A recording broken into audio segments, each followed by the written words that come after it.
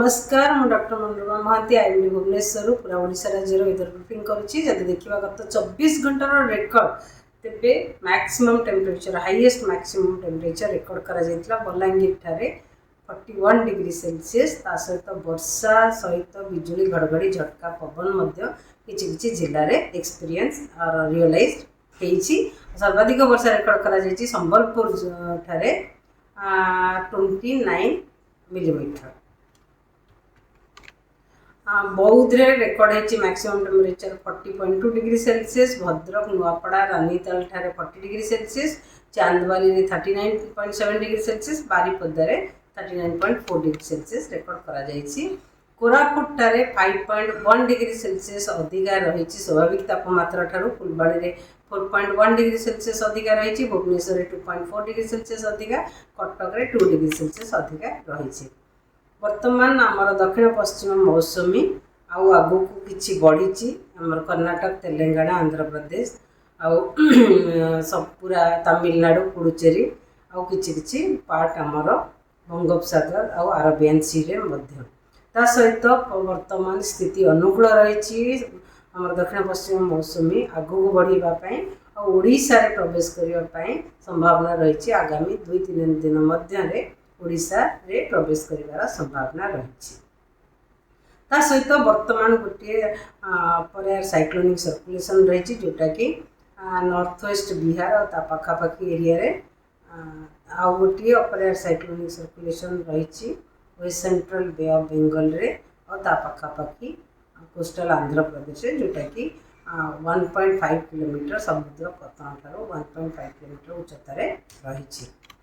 आगामी 7 दिन वर्षा बिजुली घड़घड़ी झटका पवन सहित आउ प्रबल वर्षा भी कामा जगह संभावना रही। आगामी 24 घंटा जब देखा राज्य में किसी स्थान में हल्का मध्यम वर्षा होबार संभावना रही। सहित ऑरेंज अलर्ट जारी करा जायछि सुंदरगढ़, केन्दुझर, मयूरभंज, बालेश्वर, भद्रक, केन्द्रापड़ा, जगतसिंहपुर, कटक, पुरी, खोर्धा, नयागढ़, अनुगुल जिला ता सहित रायगड़ा, कोरापुट, मालकानगिरी, नवरंगपुर जिले में जोठारे कि वर्षा सहित बिजुली घड़घड़ी झटका पवन 50-60 किलोमीटर रही संभावना रही। अलग जिला गुड़िक गांभा स्थान में वर्षा सहित बिजुली घड़घड़ी झटका पवन 40-50 किलोमीटर रही संभावना रही। उपकूलवर्ती अंचल जिला गुड़िक गुड़गुड़ी लगी रही। यदि काली 12 तारीख फोरकास्ट देखा तो 12 तारीख राज्यर अनेक स्थान में हल्का मध्यम वर्षा होबार संभावना रही।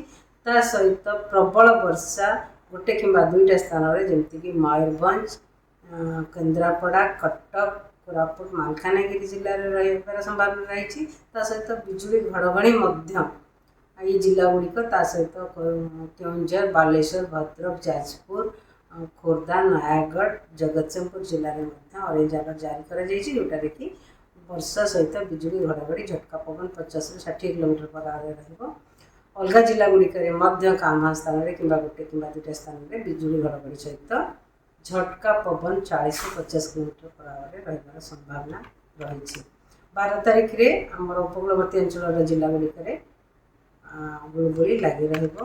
13 तारीख जब देखा राज्य अनेक स्थान में हल्का मध्यम वर्षा होबार संभावना रही। सहित प्रबल वर्षा गोटे कि 2टा स्थान में जमीक मयूरभंज, केन्दुझर, कंधमाल, रायगड़ा, कोरापुट, मालकानगिरी, गजपति जिले में होबार संभावना रही।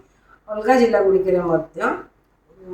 किसी स्थान में बिजुली घड़घड़ी सहित झटका पवन 40-50 किलोमीटर रही संभावना रही।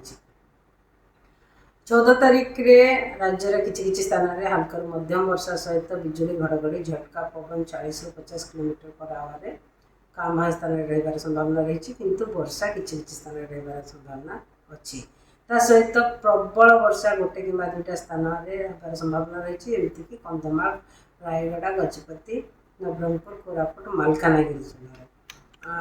15 तारीख रे राज्य में किसी स्थान में हल्का मध्यम वर्षा रही। सहित कामा स्थान में कि गोटे कि 2टा स्थान में बिजुली घड़घड़ी सहित झटका पवन 40-50 किलोमीटर रही संभावना रही। कोरापुट, मालकानगिरी जिले में गोटे कि 2टा स्थान में प्रबल वर्षा होबार संभावना रही। 16 तारीख रे ଆଉ 17 ତାରିଖରେ ରାଜ୍ୟର କିଛି କିଛି ସ୍ଥାନରେ ହାଲକାରୁ ମଧ୍ୟମ ବର୍ଷା ହେବାର ସମ୍ଭାବନା ରହିଛି। ଯଦି ତାପମାତ୍ରାର ପୂର୍ବାନୁମାନ କରିବା ତେବେ ତାପମାତ୍ରା ଆଗାମୀ 24 ଘଣ୍ଟା ମଧ୍ୟରେ ତାପମାତ୍ରାରେ ବିଶେଷ ପରିବର୍ତ୍ତନ ହେବାର ସମ୍ଭାବନା ନାହିଁ। ତା ପରବର୍ତ୍ତୀ ସମୟରେ 2 ରୁ 4 ଡିଗ୍ରୀ ସେଲସିୟସ୍ ତାପମାତ୍ରାରେ ହ୍ରାସ ପାଇବାର ସମ୍ଭାବନା ରହିଛି ତା ପରବର୍ତ୍ତୀ 2 ଦିନ ମଧ୍ୟରେ।